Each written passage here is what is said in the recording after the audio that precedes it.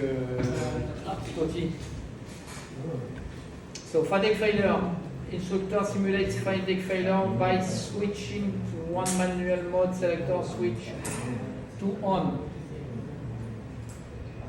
So when preparing for approach, adjust with grip of affected engine to a power setting equivalent around 80%, plus or minus 2% of N1. Below minus 10 degrees, I think you don't have this problem in Thailand. Perform shallow approach. For high power FADEC fail, it means that you start the procedure with power more than 80, of course. So when we did last time with you last week, we were at 100 knots. Yeah. So we are around 89, something like that. When translating to over, IP increases twist grid back to neutral 0.5 FLI before FLI reaches the red line if necessary. So Florian is not agree with this, but we will discuss later if necessary. Yes, if necessary. For low power FADEC fail, it means less than 80%. When translating to over, IP increase twist grip to high power side 0.5 FLI before FLI reaches the red line if necessary. Tu fais ça toi, de soulever le, de faire soulever le truc? En vrai, tu le fais? Sur le moteur 1, pas sur le moteur 2 parce que c'est bien compliqué. Je leur fais un high power moteur 1, high power moteur 2, low power moteur 1. D'accord. So, after touchdown, lower collective slowly and reduce twist grip when NRO increases. Be prepared for NRO increase with OEI detection while reducing twist grip. Perform simulated shutdown procedure. Switch manual mode selector back to off and twist grip back to neutral. Check normal all engine operative response. Avoid too precise setting of power on the affected engine. Continuous readjustment of power. Lowering collective below desynchronization line. Engaging the collective axis on the autopilot as the autopilot does not respect power limitation. On the P3, it's not a problem.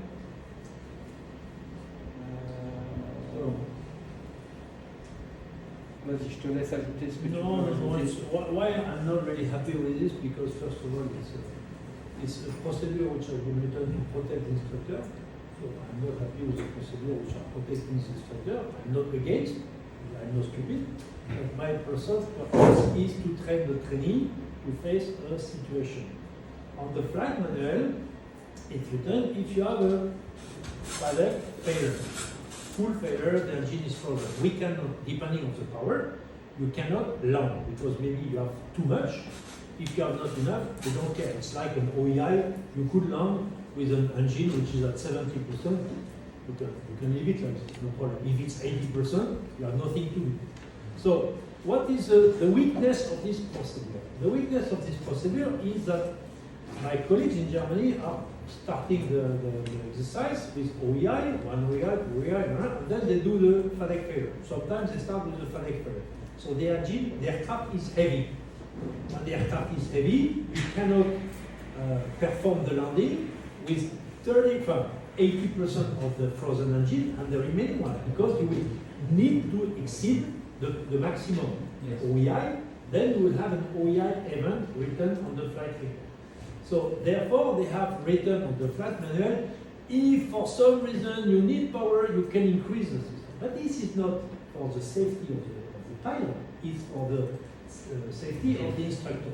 So there is an easy way to get rid of this bloody procedure must be flown at the end of the flight training when the aircraft is light. Because when the aircraft is light, you can apply the exact procedure as described on the flight manual. You set 80% on the affected engine, and if you are gentle enough, and if you are a little bit wind, is even better, you can do it without entering OEI. Okay? The two things you have to be very careful with is when you reduce the power and you apply the collective, you reach a split of 30% torque, and then the NR will increase to 103. So maybe your setting was correct with 100, but with 103, it might be reaching the OEI. So you really have to make sure that your aircraft is quite light at the end of the training. Before doing it, you remain in hover, you check how much power you need, 55, 55, 110 minus 30% torque, or 30% torque is something like 80. 80, you have a margin of 9. So if you are gentle enough, you can make it without entering OEI. Why I'm not happy with this procedure? Because monkey see, monkey do. If you guys show the guys every time you go back to the frozen position, he will do the same one day, and he will maybe forget to reduce, he will lower collective, and then he will overspeed. Okay? So this procedure has been designed to be able to bring back the aircraft to the ground, maybe to do a little slight OEI if you are a real failure, but then you are allowed. And if you forget to turn the twist grip, when you lower collective, you are protected, the rotor speed will not exceed 104. Okay? The second problem is bringing back to the frozen position works only if you have created a high power failure. When you decrease, then when you come back, you have the frozen position you had before. But if I give you a low power, I give you 70, then you open the guard and you increase. How do you know how much you have to increase to protect your engine? You have no idea. You cannot go there. Okay, maybe you will do an overspeed and you will have a problem. So it's only working with a high power procedure, which is for me already a problem. If you cannot apply the same procedure for low power, it's quite troublesome. And if the trainee forgets to decrease, then you have an overspeed the day he will be concerned by this problem. So my personal choice is to stick as much as possible to the flight manual procedure as described, and to do it on the situation where I'm protecting myself, because I'm not stupid, I'm protecting myself by doing this exercise at the end of the flight session when my aircraft is light. Maybe this day, if I need, I know I will fly, I ask to have a light aircraft, so I just put 400 kg instead of 540. So I have some manners to play the exact procedure of the flight manual without showing something wrong to the trainee, just to protect me and to be feeling comfortable. Okay? Something else. The procedure tells you at the end, when you go down, you can decrease a little bit the twist grip for a simple reason that there is a ball which is recentering the twist grip on his neutral position. So if you are quite close, I personally reduce the twist grip when I lower collective to make sure that I am far enough from the ball, so there is no risk that the twist grip recenter by itself unexpectedly. Okay, so then you have a loss of speed. So just to secure my system, I decrease a little bit, but not too much, because you have to pay attention to the oil pressure. If you lower too much, some aircraft are reaching low oil pressure value, so you have a red star. So be careful when you go down, but check the oil pressure. And then I do what is written on flight manual. Try to shut down the aircraft normally. So you take the switch, you go to idle, and you will see nothing happen. You say, okay, what shall I do now? Okay, you go to off. If you do this, then the engine will shut down. But just to show that maybe nothing happened when you go from flight to idle. You say, okay, I go to off, nothing happened, what shall I do? You bring the twist grip, you push on the first push button, and you stop it. And if it doesn't work, you have the shut-off valve, which is the last solution to turn your engine off. When everything is okay, I say, okay, remove your hand. Now it's my business as instructor to bring back everything as normal. So what do I do? As written, I bring the engine mode selector back to normal. So the engine goes to idle because the switch is on idle, and then I bring the switch back to flight. So I don't have an increasement of rotor speed, which can be strong and a little bit fast if I just keep everything on flight and bring back to neutral. So maybe it will be quick. So I make it this to repeat the exact procedure as described on the flight manual and to protect my engine when I bring back to flight, because I know that first it will go to idle, and from idle to flight it's a normal acceleration process which is managed by the autopilot, by the flight. Okay? So I've been fighting with my colleagues in Germany because of that, because from me personally I consider it's not the proper way to show something which is not the reality of the flight procedure, just not to take a risk. We have different manner not to take a risk just by delaying this procedure at the end of the flight session, so when the aircraft is landing. But this is this is standardization manual. I am following the flight manual as written, so I don't consider I'm doing something against the standardization, and I inform my trainee that if they are checked by one of my colleagues, they might notice that the guy is bringing back. So I explain why, because I want them to know what the guy is doing something I didn't teach them. They have to be aware of that, and they have to be ready about that. And if the examiner asks them to do it at the beginning of the flight, they have to know that maybe they have to bring it back, otherwise he will do it. But this is something which is again some drift we have. I'm drifting about the standardization because I think they are not doing the proper way. But I'm not drifting regarding the flight manual, so the way I proceed is exactly the one which is written in the flight manual. So I have still my conscience for it. Et si tu n'as pas la puissance, tu fais quoi? Tu fais un running landing ou... Comme ça, tu peux avoir la puissance, tu fais un posé glissé. Si vraiment tu sens que ça meurt, tu fais un posé glissé. Oui, And if it goes wrong, instead of doing an OIA, you make a running landing. We have done, I've been flying this aircraft since 1998. So in 1998, I've been flying the 135 T1.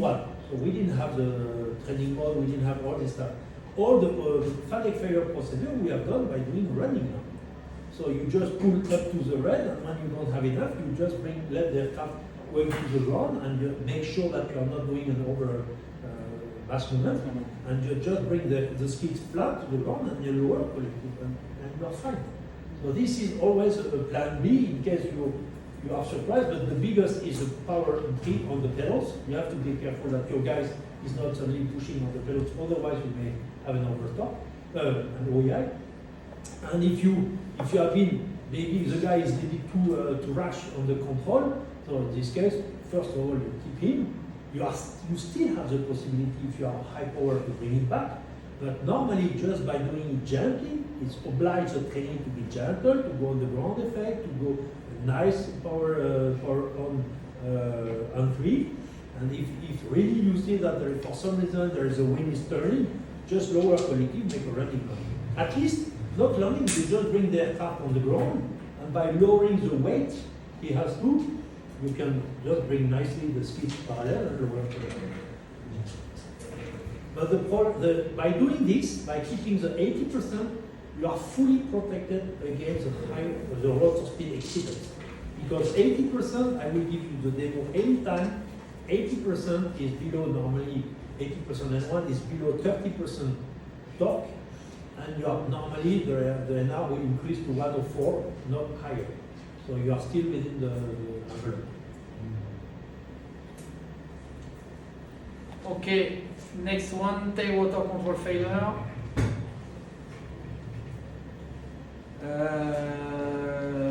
So you know that the German procedure is not the official official procedure. Okay. No, the German training procedure. Yes. It's not the official procedure of the flight manual. So I explain to you, you will do what you decide. I think I mentioned it already. The training academy with opinion of the validation from the flight test. We are training one more step, which is not on the flight procedure, flight manual, but which makes sense. But they didn't want to create a procedure too long and too complex and blah blah blah. So they allow us training academy to teach it, despite it's not on the flight manual, but again, as examiner, if the guy tells me I go directly, it's fine. It's written like this on the flight manual.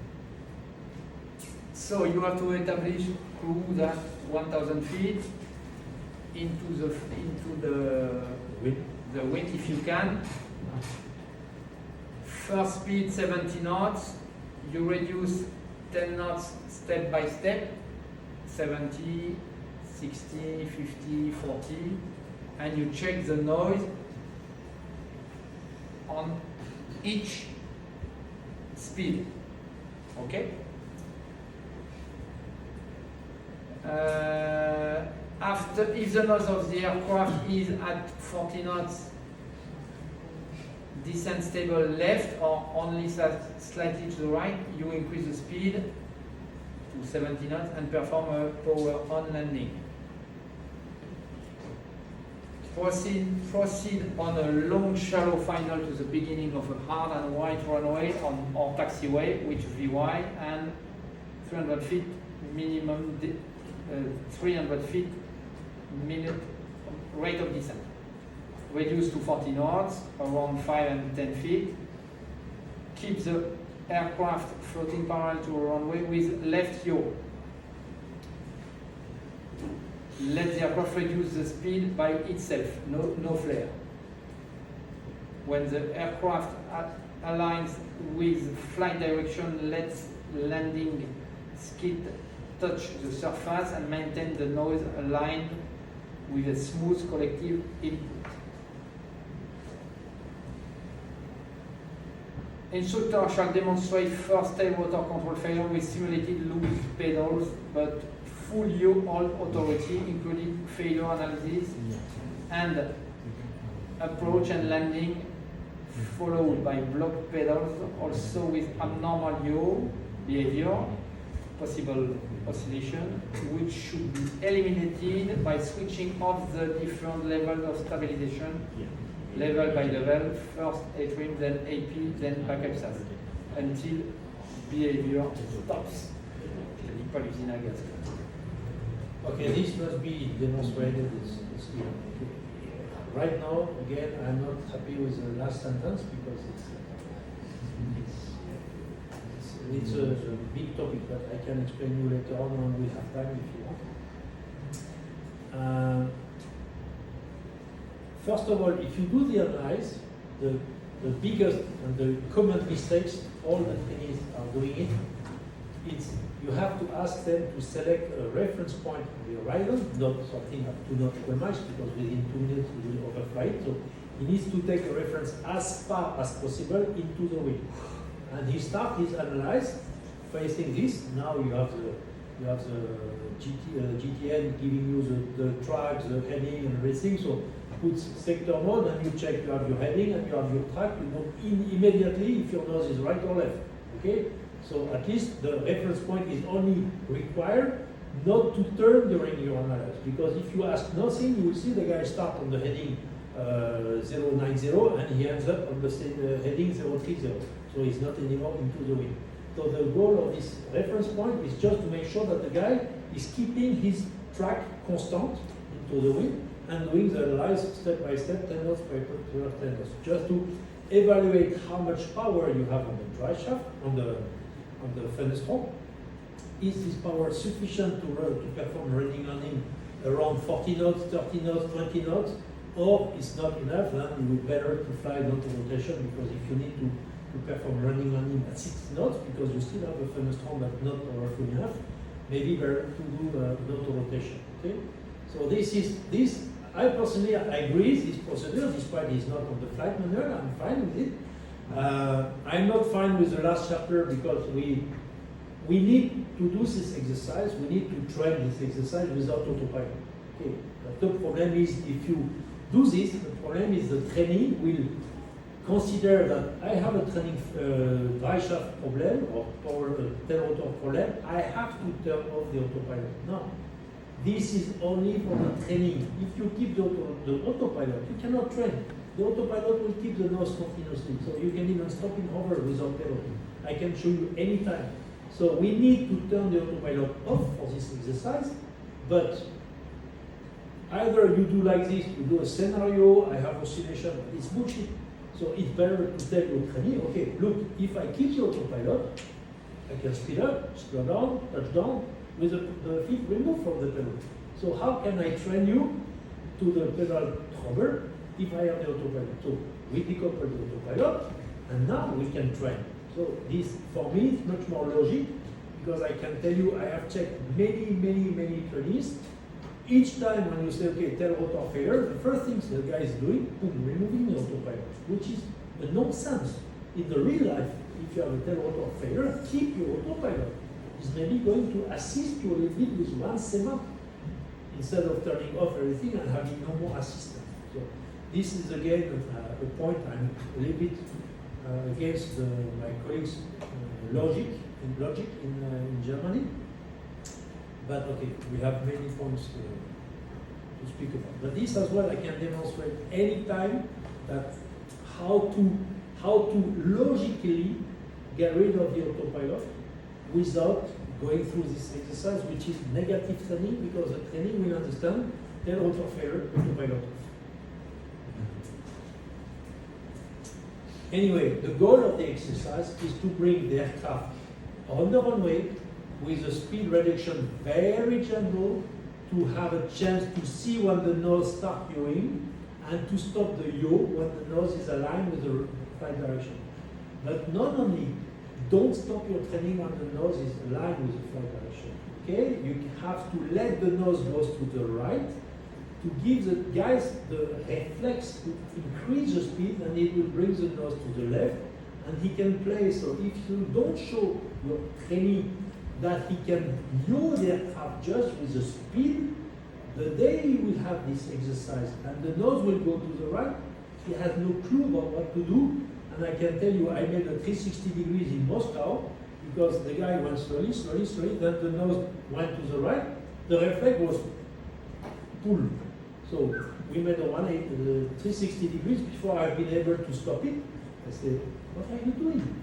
The guy had never been trained to react to a nose going to the right. He has always been trained to have the nose going to the flight direction and then make the running on it.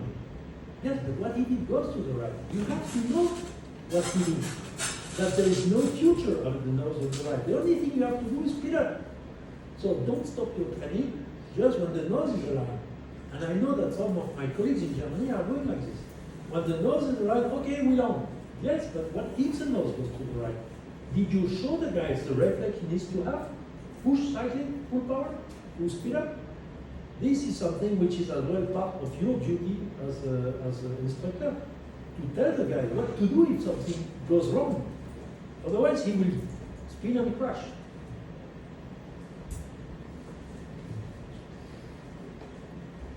So, something important, always approach on a concrete surface, if you can. Landing on grass can thus lead to turn over, okay? Please use the entire length of the runway, and wind, or the best is the left wind, if you can.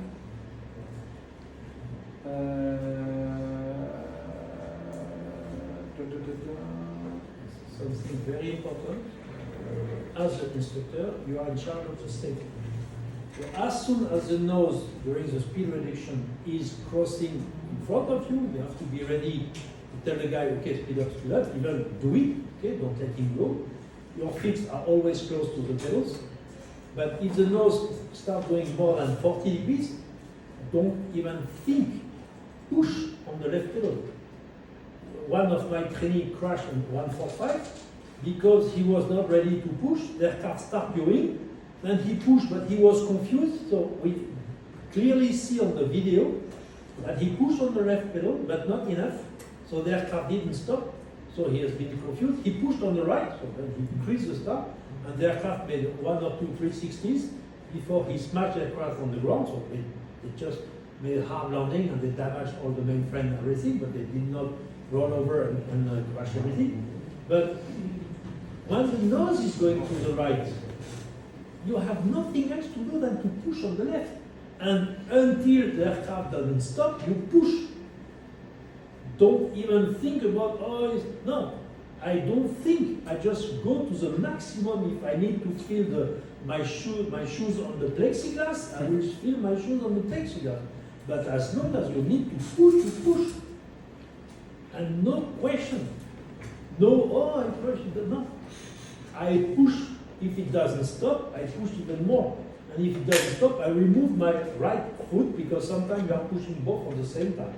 So if nothing happens, continue pushing on the left, remove the right. Then you are sure that you will reach the maximum. And if the aircraft doesn't stop, okay, then turn off the twist. But normally you should not be reaching this level. I've been more than 2,000 flight hours training on this aircraft. I've done, I don't know how many tail rotor failure. When you push, it stops. And the 145 is even worse. When you push, you cannot have loss of tail rotor efficiency on the 145 D2. It's over powerful. The test pilot tried to reach the point he cannot record. He always ever been able to stop. The furnace pump is over powerful on the 145. 135 is a little bit weaker, but if you push when you reach 30-40 degrees, I've done the 360, so I tell you I pushed, but I stopped it. Sooner or later it stops. Okay, during parallel part, keep reducing speed as long as the nose is on the left. If unhappy with the situation, perform a go round, of course. Stay low, be prepared to settle down anytime. Inadvertent skid scratching is acceptable. And in a real emergency, always perform several approaches. As I explained here, you have 4 possibilities for landing. So before perform auto rotation, try to land on each axis. And we normally never touch. You can have just a scratch to show, okay, look, just to feel the height and everything. So just during 20-30 centimeter scratch, but we don't perform full running on. Okay for this? Ok, tail rotor failure. Ça c'est une autoroute ça. Yeah, but this is something you cannot train because it's intentional auto-rotation learning, but you can only train it on the simulator. Okay, engine fire. So easy to trigger, you simulate with the engine fire test, okay, in flight. So procedure can be common with OEI training mode, as I did with you last week, okay? Engine fire, so you OEI condition, then simulate extinguisher, then when you simulate the extinguisher, I push on the training mode like this, you have only one engine working, and landing, so depend, you have to explain. If the light is on after 1 minute, you have to land immediately. If not, you have to land as soon as possible. Okay? So decide with your training what you have to do.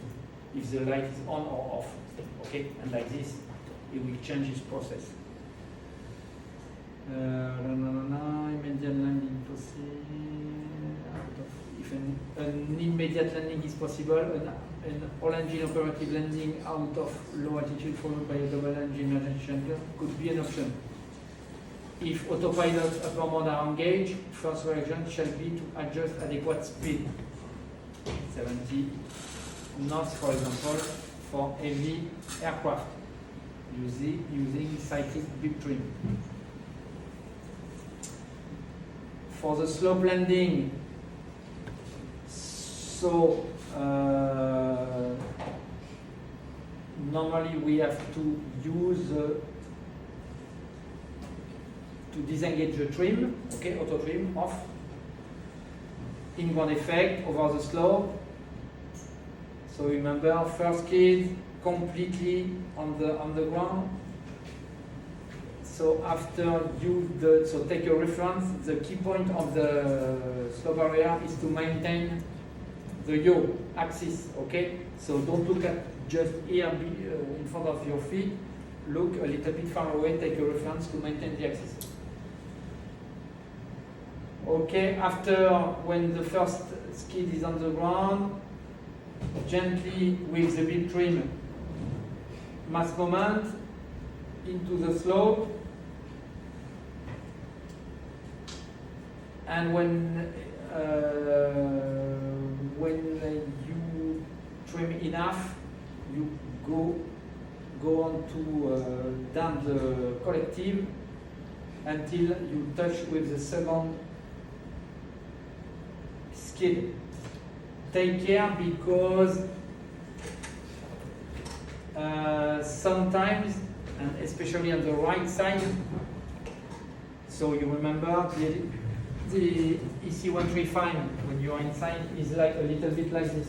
So first, when you are performing slope on the right, we have to counteract the natural bank, okay, to be natural and go on the right.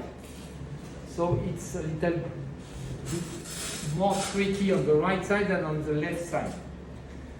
And sometimes, and with spoon it was like this last week, when you have to land on the right side, you want, maybe you don't do it, you don't want to do it, but you do it. You push on the cyclic when the helicopter is going down on the second skid, and the mass moment is increasing a little bit and go inside the yellow and near the red one. Okay, so trust on the system. Okay, when you have use the mass moment with the bib, when you have set the mass moment with the bib trim, slowly let and don't touch the cyclic.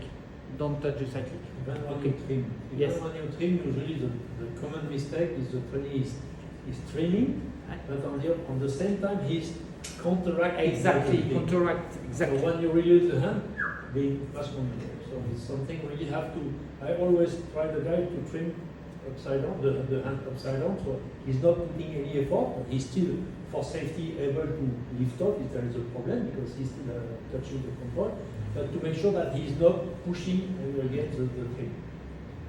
And you remember, I told you it's better to start the slope on the left side first because it's your side. Mm-hmm. And it's easier for him, because if you put it directly for him, it's very, very impressive. Okay, really. So start by the left, it's easier for you first, and it's better for him. Okay? And when you go on high slope, okay, here it's 14 degrees, so it's not something small. So if you really want not to be stressed as an instructor, you have to remove your back from the seat. Disconnect your back from the seat, so you will see it's much less stressful. Because when you are like this, you really feel the bulk of the aircraft, and it can be a little bit stressful because you are afraid of the mass moment. Just by removing your back from the seat, you only have your belly, not your belly, your bottom of the back, which is on the seat, and you don't really have this high feeling of bumping a lot. Okay, so I tell you, if really one day you are doing and you are a little bit stressed, okay, just move slightly forward and unconnect your back to your seat, and you will see it's a little bit better. It makes the things a little bit more comfortable for the instructor. And be very close the controls when you perform this exercise. Of course. Hein? Oui. Mais quand tu te seras fait baiser, non, mais il ne faut pas qu'il les lâche. No. I would like to show you my method. So I don't want to go against GP method, which I guess. No, it's not my method. No, It's this method. It's not mine. German method. Exactly.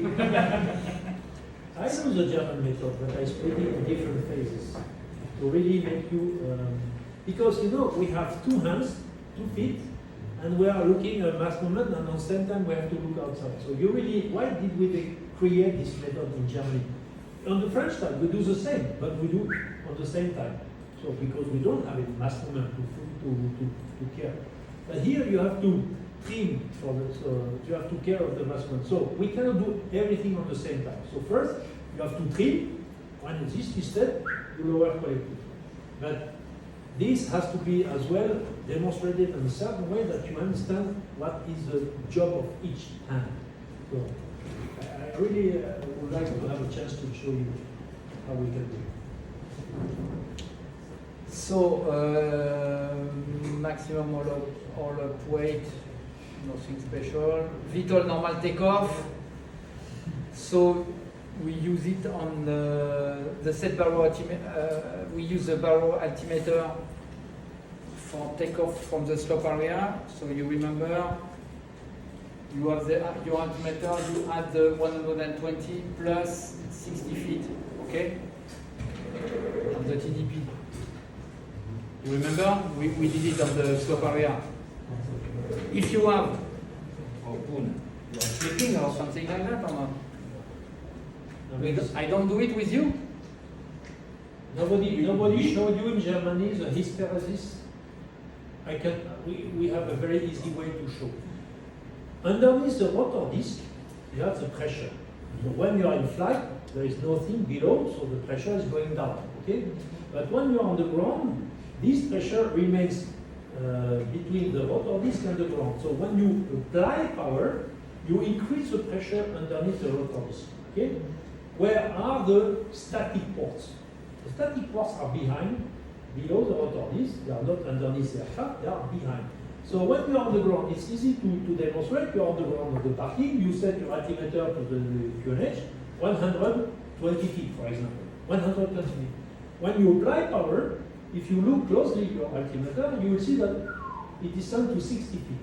Because by increasing the pressure underneath the rotor disc, the system analyzes increasement of pressure like a descent. Okay? You increase by 2 millibars the pressure, the system considers you descend something like 60 feet or 56 feet. Okay? So your altimeter will show you 60 feet below, 56 feet below. Okay? So this is something, just remind me, I will show you on the ground. You just check your altimeter when you are flat pitch, and then you climb at 4 feet and you see that you have lost 60 feet. Just because of this power increasement. So when you do a steep approach or a decision point based on the altimeter, since you are descending, you are increasing the pressure underneath the rotor disc because you are descending low speed. That's why we have to correct this wrong information by the hysteresis of 60 feet. Okay? Boone, if you have to land on the rooftop, how will you decide your LDP?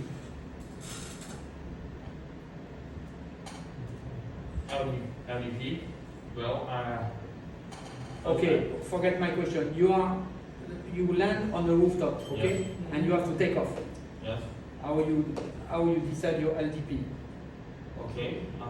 First, I will take off with the middle one, which is landing distance point. Landing? No. Take off this TDP. TDP. Okay, I have to add the 60 feet for the altimeter for TDP plus 120. So imagine your rooftop. It's at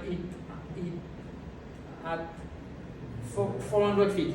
400 feet. So I decide to the takeoff distance point is 580 Okay. altimeter.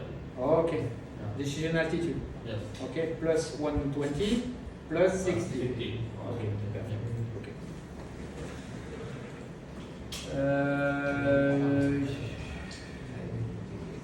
So about the normal takeoff, move backward. So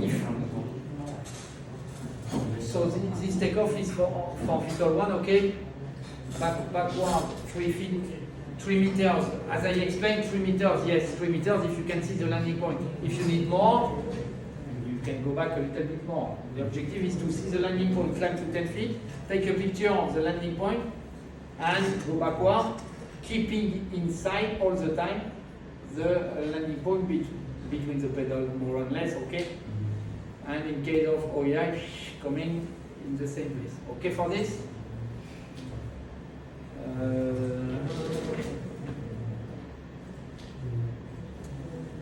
VTOL normal landing.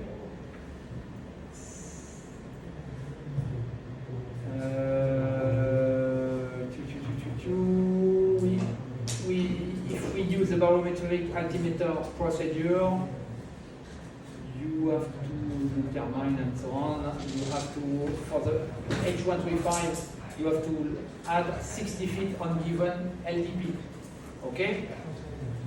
Approach along the guideline points to the LDP. LDP to the depot should be visible on top of the pedals.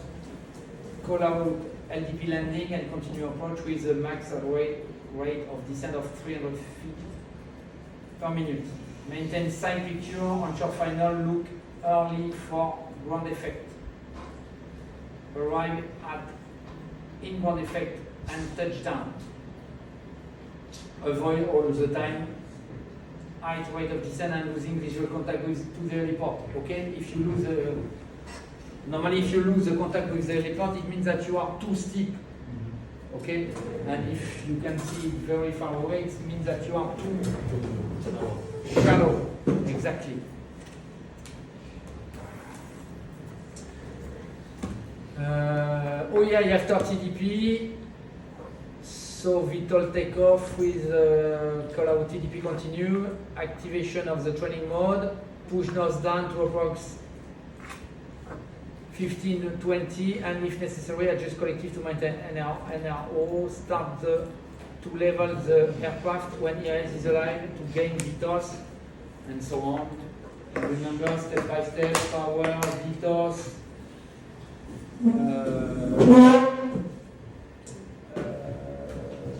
topping, climbing, rejoining 100 feet, VY, and autopilot to manage the emergency procedure. Okay? So avoid after TDP lowering collective without gaining speed. So maintain the speed, no sufficient nose down, too much nose down of course.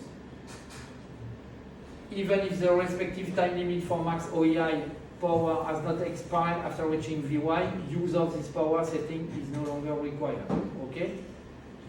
The transient of 30 seconds power is needed to overcome critical situation. If you have to reach VTOS and positive climb, set the max OEI power or 2-minute power. Use what you need. Okay? You have to save your life.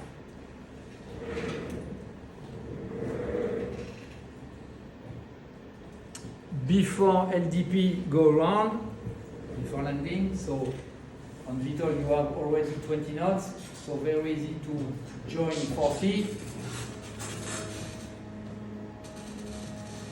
You increase your speed to VTOLs, maintain power, topping, 200 feet increase speed to VY, reduce to power to MCP OEI.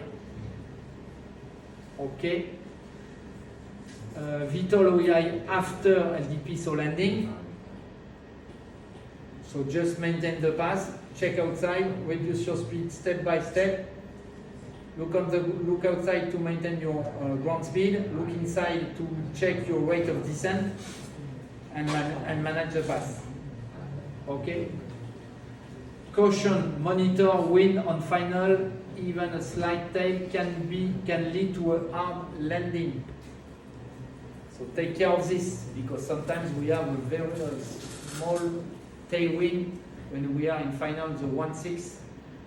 So don't hesitate when you are alone. We did this last week. Don't hesitate to request to the ATC to change, to use the 23 or to the 05 or to the 34. Especially for rejected takeoff. You can request a part of the runway and you can work maybe during, 15 minutes. You don't take off, but you are into the wind. Okay? Avoid VTOL downwind. completely, and it is written on the flight manual. Cat A operations are forbidden downwind. Okay.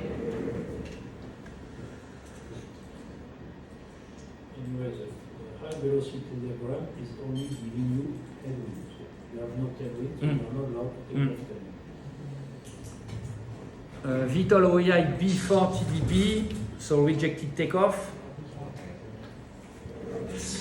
So nose to 5, 10 degrees, but after landing attitude established, it means the nose down and up to reach the landing attitude. Okay? The level of the aircraft again and come back to the heliport with minimum rate of descent. Okay? If you look outside and you maintain the landing point between your pedal and you check to reduce your speed and to reduce your speed and to manage your ground speed, it's very, very, very easy. Designer. So you are coming with me on the first flight tomorrow or just on the second flight? First flight. First flight. The first flight is commander, but are you coming on the back or you are staying here and you come only on the second flight? You have already done the first flight. So I need to fill up my flight for tomorrow. I need to know if you have a passenger or no passenger. No, I will be his passengers. I will be his passenger. You want to come? Yeah, I will be his passenger. Okay. So for the first flight, only you, commander. And second flight, you with him. Yes. Okay, thank you. So avoid always the same too high descent rate. Sometimes say slowly, guys, slowly. We have to join, but slowly. Too much collective, of course, and no attitude change after OEI. Monitor wind on final and OEI between 40 and 60. 8 are the most critical one. Try to do it at 80 feet or 100 feet. It's perfect. When you start the training, when you use the training mode for you, okay? Like this, your training will have some time for landing. Don't do it at 30 feet or something like that.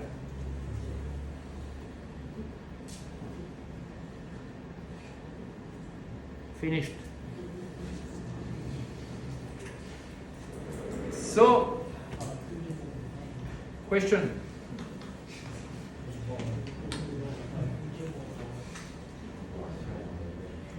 So now you are going to start the type rating instructor course. So you are going to fly on the left seat.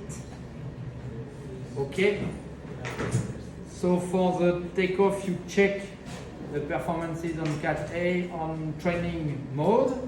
Okay? And you come with this before each flight. For the commander and designer and maybe Tan, you have only still one flight to perform on the